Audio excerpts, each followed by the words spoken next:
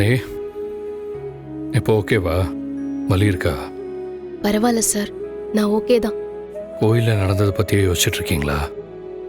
ஆமாம் சார். அதான் நீங்கள் ஆசைப்பட்ட மாதிரியே உங்கள் தாலி உங்கள் கழுத்துக்கு வந்துருச்சுல்ல? உண்மைதான் சார்.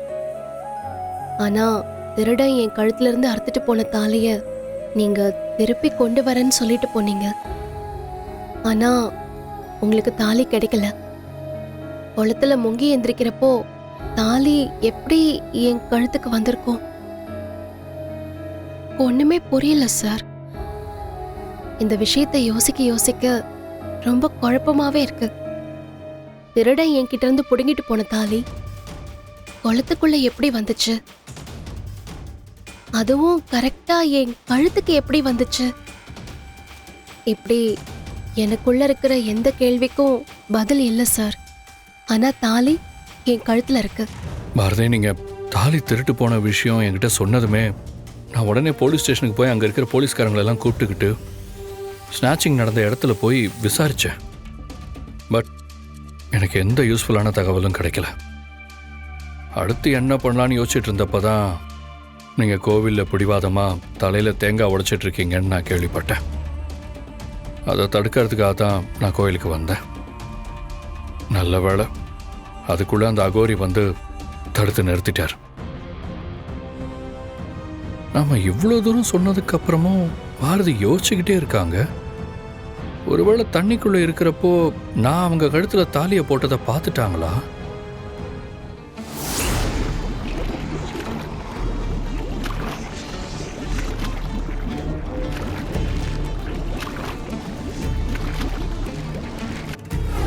தாங்க சாப்பிடுங்க. என்னாச்சு?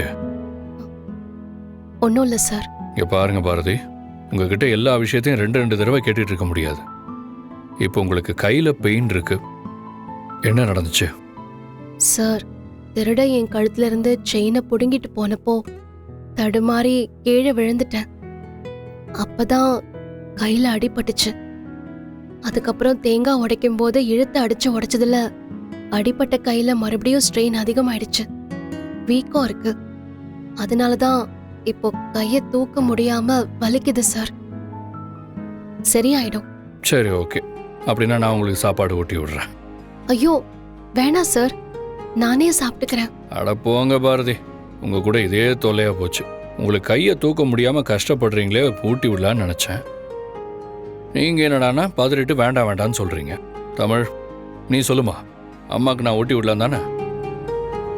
பேஷண்ட்டுக்கு ஹெல்ப் பண்ண வர கேர்டேக்கரா என்ன நினச்சிக்கோங்க. என்ன தமிழ், ஓகே தானே? அப்பா, அம்மா அப்படிதான் சொல்லுவாங்க. நீங்க சொல்றது தான் கரெக்ட். நீங்களே அம்மாக்கு ஊட்டி விடுங்க, அம்மா சாப்பிடுவாங்க.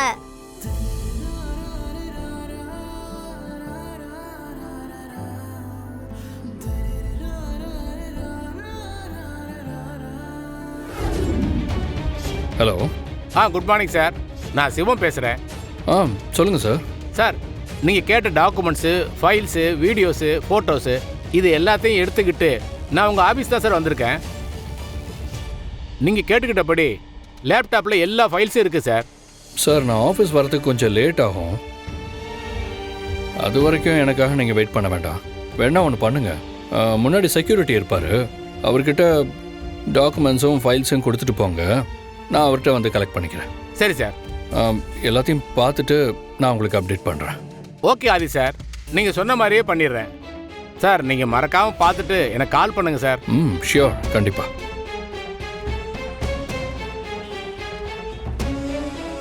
செக்யூரிட்டி சொல்லுங்கள் சார். இந்த லேப்டாப்பு ஃபைல்ஸ் எல்லாத்தையும் ஆதி சார் வந்தா சிவம் கொடுத்தேன்னு சொல்லி கொடுத்துருங்க.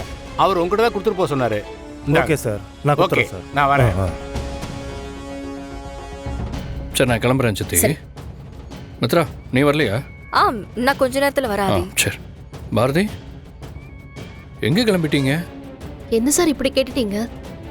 நான் ஆஃபீஸ்க்கு போகதா சார் கிளம்பியிருக்கேன். மித்ரா, இவளுக்கு ரொம்ப ஓவர் திமிராயிடுச்சு. நம்மளை எப்படி நக்கலை பார்த்துட்டு போறான்னு பாத்தியா? என்ன பண்ணுறது மேடம், ஆதி பாரதிக்கு ரொம்ப ஓவராக தான் இடம் கொடுத்துருக்கான். அதான் ஆட்டம் போட்டுட்ருக்கா. இதெல்லாம் எப்போ முடிவுக்கு வரப்போகுதுன்னு ஒன்றும் புரியல. பாக்குறேன். இன்னும் எவ்வளவு நாளைக்கு இவன் நம்ம கிட்ட கண்ணாமூச்சி விளையாடுறான்னு நானும் பாக்குறேன். ஆனா இன்னைக்கு இவளை இப்படியே விடக்கூடாது. அவளை ஆபீஸ்க்கு வர வைக்கணும். மித்ரா, அது உன்னுடைய பொறுப்பு. சொல்லிட்டீங்கல்ல, அதை நான் பாத்துக்கிறேன். அவளை எப்படி ஆபீஸ்க்கு வர வைக்கணும்னு எனக்கு தெரியும். நான் இந்த ஃபைலை இப்போ இங்கே விட்டுட்டு போறேன். கொஞ்ச நேரத்துல அந்த பாரதிக்கு ஃபோன் பண்ணி இதை எடுத்துட்டு ஆபீஸ்க்கு வர சொல்றேன். ஐடியா பழசாதான் இருக்கு, ஆனா ஒர்க் அவுட் ஆகும். எனக்கு இன்னைக்கு அவ வீட்டுல ரெஸ்ட் எடுக்க கூடாது. பாத்துக்க. சரி. மித்ராவா? இவ எதுக்கு எனக்கு ஃபோன் பண்றான்னு தெரியலையே. பாரதி, ஒரு சின்ன எமர்ஜென்சி. முக்கியமான ஃபைல் ஒன்று வீட்லயே வச்சுட்டு வந்துட்டேன். அங்கே நம்ம டேபிள் மேலே தான் இருக்கும். அதை கொஞ்சம் எடுத்துட்டு ஆஃபீஸ்க்கு வந்துட முடியுமா? அந்த ஃபைலில் ஆக்சுவலாக கொஞ்சம் டவுட்ஸ் எல்லாம் இருக்கு. நீயும் வந்தனா அதை கொஞ்சம் கிளியர் பண்ணிட முடியும். ஓ, அப்படிங்களா மேடம்? வந்துட்டா போச்சு.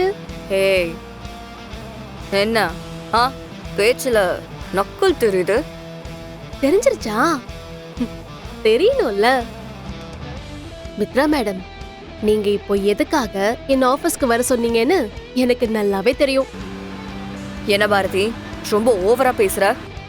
ஐயோ, அப்படிலாம் இல்ல மேடம். எனக்கு தெரிஞ்ச விஷயத்த உங்ககிட்ட சொல்றேன், கேளுங்க. இன்னைக்கு ஆதி என் ஆபீஸ்க்கு வர வேணாம்னு சொல்லிட்டாரு. அது உங்களுக்கு சுத்தமா பிடிக்கல. அதனாலதான் வேணும்னே ஃபைலை இங்கேயே வச்சுட்டு போயிருக்கீங்க. அதைவே சாக்கா வச்சு ஆதி என்ன வர வேணாம்னு சொன்ன ஆபீஸ்க்கு வர வைக்கிறது தான் உங்களோட பிளான். இது கூட தெரியாத அளவுக்கு பாரதி என்ன உன்ன மாதிரி முட்டாளா? பாரதி, என்ன என்னையே முட்டாள்னு சொல்ல வரியா? சொல்ல வரியா இல்ல, நீ முட்டாள் தான். நீ போட்ட பிளானு அதர பழசா இருக்கு மித்ரா. ஏதாச்சும் புதுசா யோசிச்சு பண்ணலாம்ல, எனக்கும் இன்ட்ரெஸ்டிங்கா இருக்கும். சரி மித்ரா, அதை விடு. உண்மையை சொல்லணும்னா எனக்கும் ஆபீஸ் வரதான் ரொம்ப ஆசையா இருந்துச்சு. ஏன் தெரியுமா? அங்கதானே என் புருஷன் ஆதி இருக்காரு. அவரை பார்த்துக்கிட்டே வேலை பார்க்கறது கஷ்டமா என்ன? அதனால நான் கண்டிப்பா நான் ஆபீஸ்க்கு நீ சொன்ன ஃபைலை கொண்டு வரேன். ஆக்சுவலி சொல்ல போனா இப்ப நான் ஆபீஸ்க்கு எப்படி வரது, வந்தா ஆதியை எப்படி சமாளிக்கிறதுன்னு தான் யோசனை பண்ணிட்டு இருந்தேன். கடைசியா நீயே அதுக்கு சூப்பரா பிளான் போட்டு கொடுத்துட்ட. வரட்டா? பாய்.